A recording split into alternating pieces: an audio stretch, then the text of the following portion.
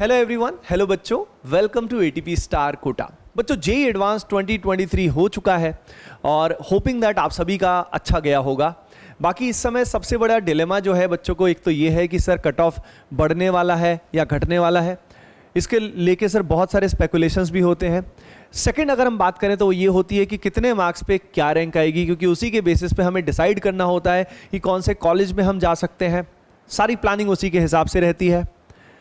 तो बच्चों ये जो पर्टिकुलर ओपिनियन आज हम इस वीडियो में देने वाले हैं, आपका वन स्टॉप सोल्यूशन है ये पर्टिकुलर वीडियो। तो एंड तक आप शांति से बैठ जाइए, शांति से देखिए, क्योंकि इन जनरल लगभग हर साल ऐसा हो रहा है, जो भी वीडियो हम लेकर आते हैं उसी के आसपास कट ऑफ्स रहते हैं और जो मार्क्स वर्सेस रैंक है वो भी लगभग वैसा ही रहता है। तो आराम से शांति से बैठ जाइए। अच्छा, आगे बढ़ने से पहले एक इंपॉर्टेंट इंफॉर्मेशन मैं आप सभी को देना चाहता हूं, जो आप अपने पर्टिकुलर उन फ्रेंड्स को एंड उन भाई बहनों को दे सकते हैं जो ड्रॉप करके जेईई 2024 की तैयारी जल्द ही शुरू करने वाले हैं। बच्चों उन सभी स्टूडेंट्स के लिए हम लोग लेकर आ रहे हैं Eklavya warrior batch, offline mode में भी एंड ऑनलाइन मोड में भी। जो ऑफलाइन बैच है वो हम आज रात को 9 बजे लॉन्च कर रहे हैं और जो ऑनलाइन बैच है वो कल रात को 9 बजे हम लोग लेकर आ रहे हैं। डिस्क्रिप्शन में लिंक दिया हुआ है, तो आप सभी अपने भाई बहन एंड जो फ्रेंड्स हैं उनको शेयर ज़रूर करें, क्योंकि वो बेस्ट बैचेस हैं ड्रॉपर्स को देखते हुए। ओके बच्चों, तो चलिए स्टार्ट करते हैं। Let us start. Amit sir, Surya sir full जोश में। तो देखिए बच्चों, यहाँ पे सबसे पहले अगर हम बात करें तो देखिए ये जो पर्टिकुलर एनालिसिस है ये स्पेसिफिकली हमारे जो लेजेंडरी अमित महाला सर हैं इन्होंने काफ़ी सोच समझ के किया है। तो यहाँ पे प्राइमरीली 2 फैक्टर समझ में आ रहे हैं। वैसे तो बहुत डीप एनालिसिस है, सर आपको बताएंगे, पर प्राइमरीली 2 फैक्टर्स निकल के आ रहे हैं कि पेपर का जो डिफिकल्टी लेवल है, पहले सब्जेक्ट वाइज हम बात कर लेते हैं। मैथ्स में सर बताएंगे, केमिस्ट्री में मैं बताऊंगा और फिजिक्स में सर बताएंगे कि जो ओपिनियन है, ठीक है, कि क्या डिफिकल्टी लेवल है as compare to last years, right. तो सर बिल्कुल, जैसे सर ने बता दिया कि एनालिसिस के बेसिस पे हम सारी चीज़ें बताएंगे, जैसे पिछली बार का पेपर था। इसके अलावा यार एक और चीज़ था कि हमने कुछ सैम्पल स्पेस जो वो भी लिया है कि बच्चों के मार्क्स जो वो कैसे कैसे से आ रहे हैं। तो आप भी एक बार कमेंट सेक्शन में बता देना कि आपकी कैटेगरी जो वो कौन सी और आपके कितने मार्क्स आ रहे हैं, ताकि और ऑथेंटिक डेटा जो अपने पास आएगा तो हम और अच्छे से इसका एनालिसिस जो कर पाएंगे। चलिए यार अब पेपर की बात करते हैं। तो पेपर में जैसे सर ने बताया कि पैरामीटर्स जो वो अलग अलग हैं। उससे पहले मैथ्स की बात कर लेते हैं। तो मैथ्स का देखो, जो पेपर आपका पेपर 2 था उसके अंदर काफ़ी सारे, जैसे बच्चे लगातार ये बोल रहे थे पेपर 2 जो वो काफ़ी डिफिकल्ट है। लेकिन वही होता है कि सर सब बच्चों का सब्जेक्ट जो वो किसी का कुछ फेवरेट होता है, किसी का फर्स्ट पेपर अच्छा हो जाता है, किसी का सेकंड पेपर अच्छा हो जाता है। लेकिन यार एग्जैक्टली अगर देखें, जब दोनों पेपर मैंने देखे हैं तो उसमें पेपर 2 जो था वो रिलेटिवली आसान था पेपर 1 के कंपैरिजन में। उसमें जो क्वेश्चन थे वो काफ़ी सारे डुएबल क्वेश्चन थे। एक्चुअल में उसमें क्या था कि जो डिफिकल्ट क्वेश्चन थे पेपर 2 में वो काफ़ी डिफिकल्ट थे। तो उनके बेसिस पे बच्चों ने क्या कि उसमें अच्छे से सर्च नहीं कर पाए कि इजी वाले क्वेश्चन जो वो कौन से हैं। पेपर 1 में डिफिकल्ट क्वेश्चन का जो नंबर था वो ज़्यादा था, लेकिन रिलेटिव डिफिकल्टी लेवल जो है वो बच्चों पेपर 1 का ज़्यादा था। अब अगर मान लो हम लास्ट ईयर से कंपेयर करें तो लास्ट ईयर के कंपैरिजन में यार इस बार जो डुएबल क्वेश्चंस थे वो ज़्यादा थे। एक्चुअल में क्या कि इस बार जो इजी क्वेश्चन थे वो काफ़ी इजी वाली साइड में थे। तो इसी वजह से मैथ्स में जिन भी बच्चों का स्कोर आ रहा है वो भी जनरली इस तरीके का स्कोर आ रहा है कि जो यहाँ पे मॉक टेस्ट देते थे उनसे कहीं ना कहीं उन्होंने वहाँ के ओरिजिनल जो पेपर है उसमें ज़्यादा स्कोर किया है। तो रिलेटिवली बच्चों अगर हम बात करें थोड़ा सा, तो कहीं ना कहीं ईजियर साइड में इस बार मैथ्स का पेपर जो वो रहा है। अब देखो केमिस्ट्री की बता देता हूं मैं। केमिस्ट्री में बच्चों अगर हम बात करें तो देखिए तीनों पोर्शंस की अगर बात करें, फिजिकल, ऑर्गेनिक, इनऑर्गेनिक, तो अगर हम पिछले सालों से कंपैरिजन करें तो सिमिलर सा लेवल है। क्योंकि ऑर्गेनिक में अगर मैं बात करूं पर्टिकुलरली तो लेवल पहले से डिक्रीज हुआ है, पहले से सिग्निफिकेंटली डिक्रीज हुआ है। मतलब कोई भी तूफान क्वेश्चन नहीं था, कोई भी कंट्रोवर्शियल क्वेश्चन नहीं था एज सच, और बिल्कुल डायरेक्ट सवाल हो रहे थे, राइट। फिजिकल एंड इनऑर्गेनिक में कुछ अच्छे सवाल थे, लेकिन उनका भी जो डिफिकल्टी लेवल था वो 2020-21 के सिमिलर था। तो यानी ओवरऑल लेवल अगर मैं बोलूँ तो सिमिलर या थोड़ा सा अगेन ईजियर साइड में था पिछले 2 साल के कंपैरिजन में अगर हम बात करें तो। अब यहाँ पे फिजिक्स की बात करते हैं। फिजिक्स में sir generally speaking last year के कंपैरिजन में मुझे ऐसा लगता है, जितना मैंने पेपर 1 पेपर 2 देखा बेटा, लास्ट ईयर के कंपैरिजन में पेपर इजी था। अभी तक ऐसा कहा जा रहा था कि 2022 का जो पेपर है वो one of the easiest paper माने गए थे, पर आप उनके टक्कर में मान सकते हो कि ये भी इजी में ही काउंट होगा। इनफैक्ट मैं आपको बता दूं बेटा, दोनों पेपर के अंदर डुएबल क्वेश्चंस बहुत सारे थे। इनफैक्ट कुछ कुछ क्वेश्चंस ऐसे थे जो डायरेक्टली किसी टेक्स्ट बुक से भी आज आ गए थे। तो मतलब अगर आपके क्लास नोट्स भी अच्छे से किए थे तो आप 3 से 4 क्वेश्चन अच्छे से अटेम्प्ट कर सकते थे। साथ ही साथ में अगर मैं पेपर 2 की बात करूं तो पेपर 2 पेपर 1 से थोड़ा डिफिकल्ट था, पर ज़्यादा डिफिकल्ट नहीं था। पेपर 2 में सिर्फ एक ही प्रॉब्लम था जो बहुत ही अमेजिंग लगा था, that is called chimney problem. So alright student, तो मुझे ऐसा लगता है लास्ट ईयर के कंपैरिजन में इस बार 2023 का फिजिक्स सबसे आसान आया था। अब कई बच्चे सोच रहे होंगे सर सारे टीचर्स इजी इजी बोल रहे हैं, कई बच्चों के कमेंट्स भी आते हैं सर 10-10 15-15 साल पढ़ाने के बाद टीचर्स इजी बोलते हैं। बच्चों देखो एडवांस्ड का पेपर है, तो एडवांस्ड के हिसाब से बात हो रही है, ये वैसे इजी पेपर नहीं है। पेपर किसी भी एंगल से इजी नहीं है। कोई जेईई मेन का पेपर या जेईई मेन का भी खैर अच्छा आ जाता है, लेकिन ये कोई वैसे उस कंटेक्स्ट में इजी नहीं है। बात है कि 2020, 21, 22 में जो आया था उसके हिसाब से ईजियर साइड पे है थोड़ा सा, राइट। तो उसके हिसाब से हम ओवरऑल कट ऑफ की बात करेंगे कि वो क्या हो सकती है ऑन द सेफर साइड।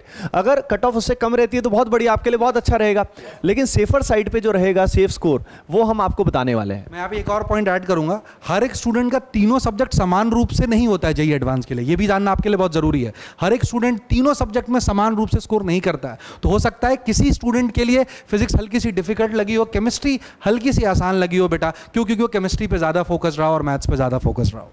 बिल्कुल, मैंने भी कई बच्चों के कमेंट देखे थे कि सर ऑर्गेनिक तो बहुत टफ आई, लेकिन मैं ऑनेस्टली बता रहा हूँ इतने ऑर्गेनिक के पेपर सॉल्व किए और मुझे भी लिटरली ऑर्गेनिक के कुछ पेपर्स पहले वाले ऐसे हैं जो 2007 में भी आए थे, उसके बाद अभी पिछले साल का भी इनफैक्ट था, उससे दे वर रिलेटिवली मच बेटर। उसमें थे ट्रिकी क्वेश्चन कई सारे, इसमें तो डायरेक्टली सॉल्व हो रहा था, इसमें कोई गड़बड़ी नहीं हो रही थी, बिल्कुल डायरेक्टली, मतलब कोई कैच ही नहीं था उन सवालों में, ठीक है। तो समझ रहे हो, तो यानी एक टीचर को पता लग जाता है, वो अपने कंटेक्स्ट से नहीं देख रहा है, वो ओवरऑल एंगल से देख रहा है। ओके, तो अब देखो हम एनालिसिस की बात करते हैं, तो इसमें अमित सर आपको बताएंगे क्योंकि इन्होंने बहुत डीप में एनालाइज किया है।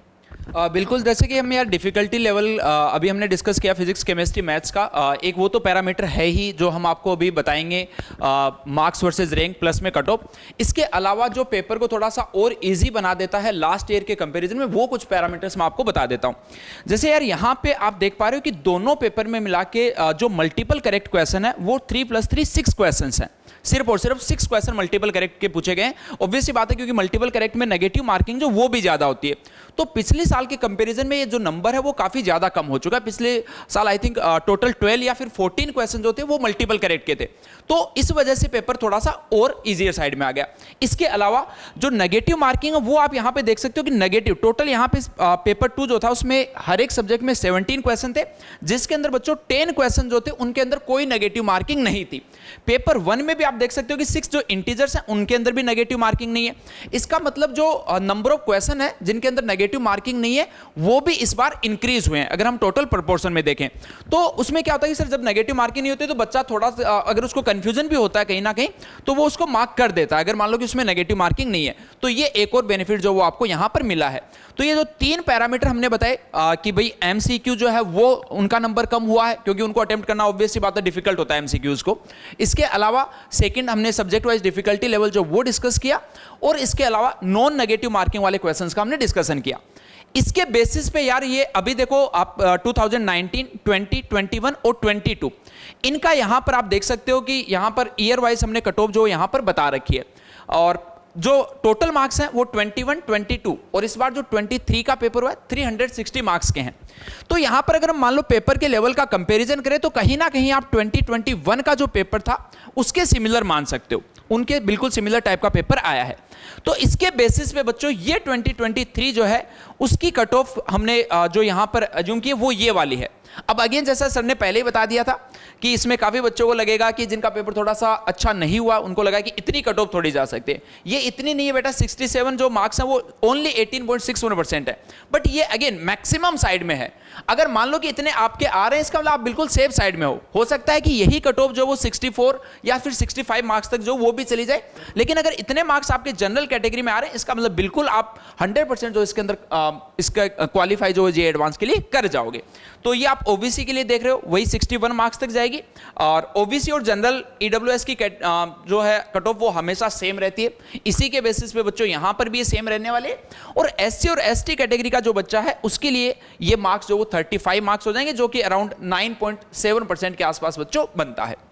इसके अलावा यार अगर हम रैंक की बात करें तो ये रैंक जो वो भी जैसे 2022 में जो फर्स्ट रैंक थी वो 314 मार्क्स पे आई थी, इसके अलावा जो बाकी की भी रैंक देखोगे तो जो पेपर का जो लेवल है वो आप ऐसा मान सकते हो कि उसमें 8 to 10 मार्क्स जो है उसका गैप आने वाला है, तो उसी के बेसिस पे ये रैंक जो वो आपको दिखाई गई है।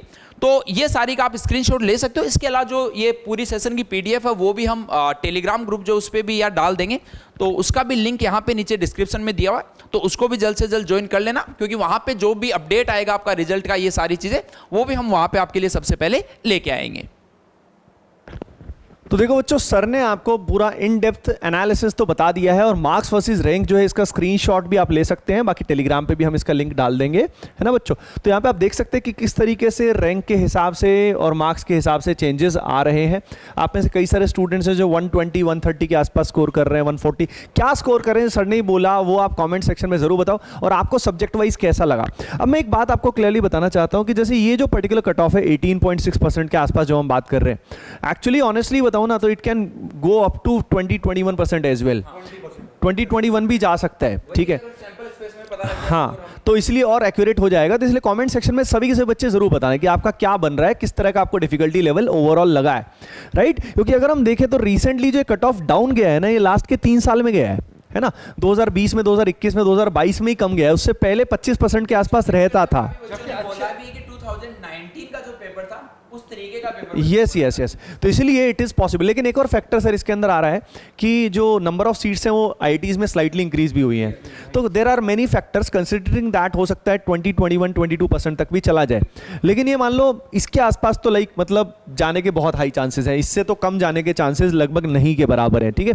तो बस यार जो पॉसिबिलिटी हम आपको बता सकते थे with respect to the subject और वेरियस फैक्टर्स आपने देखे, है ना। नेगेटिव मार्किंग आपने देखा पहले से कम क्वेश्चंस में थी, मल्टीपल करेक्ट वाले कम थे, सिंगल करेक्ट वाले ज़्यादा थे, तो डुएबल क्वेश्चंस ज़्यादा थे। ऑब्वियसली कुछ बहुत ही अच्छे क्वेश्चंस भी आए थे, लेकिन डुएबल भी ज़्यादा बढ़ गए, एक्यूरेसी का लेवल बढ़ गया, तो उस बेसिस पे अपन डिसीजन थोड़ा सा ले सकते हैं अपने हिसाब से। तो आपको क्या लगता है कमेंट सेक्शन में ज़रूर बताइए बच्चों, एंड बस दैट इज़ इट।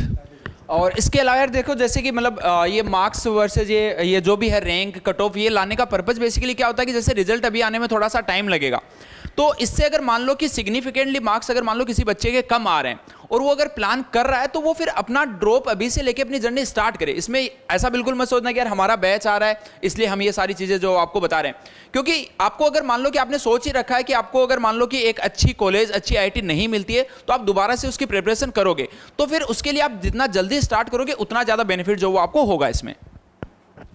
ठीक है बच्चों, तो होपिंग दैट इसकी हेल्प से आप सभी को आइडिया लग गया होगा कि आप कहाँ पे स्टैंड कर रहे हो। कमेंट सेक्शन में बच्चों जरूर बताइए, एंड मिलते हैं फिर नेक्स्ट पर्टिकुलर वीडियो में। Bye bye, take care and love you all.